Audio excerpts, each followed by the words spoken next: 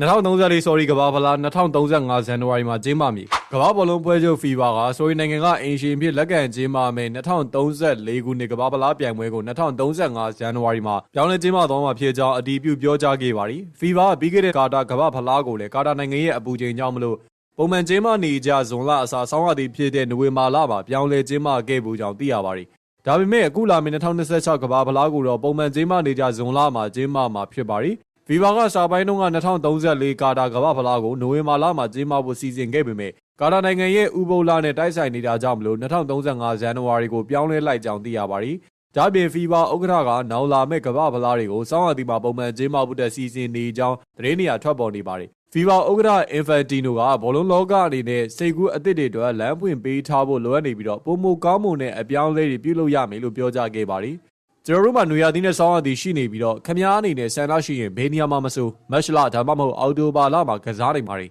အခုဒီဇင်ဘာမှာကဘာရဲ့ဒစိမ့်တတီသားကမကစားနိုင်တယ်လို့ဇူလိုင်လမှာလည်းကဘာရဲ့ဒစိမ့်တတီသားကမကစားနိုင်အောင်ဖြစ်နေပါတယ်ဒါတွေအားလုံးကျွန်တော်တို့စဉ်းစားဖို့အတွက်လိုအပ်ပါတယ်အားလုံးအတွက်ပိုကောင်းအောင်ဘယ်လိုလုပ်နိုင်မလဲဆိုတော့ကြည့်ရမှာပါကျွန်တော်တို့စိတ်ကူးအသစ်တွေနဲ့အတူတူဆွေးနွေးနေပါတယ်လို့ Infantino ကပြောကြားခဲ့ပါတယ်တကယ်လို့ကမ္ဘာဖလားကျင်းပချိန်ကိုပြောင်းလဲလိုက်မယ်ဆိုရင်ဥရောပဘောလုံးပြက်ကလေးနဲ့တိုက်နေပြီးတော့ဥရောပဘောလုံးအဖွဲ့ချုပ်အနေနဲ့ဘောလုံးပြက်ကလေးပြောင်းလဲရပွဲရှိနေပါတယ်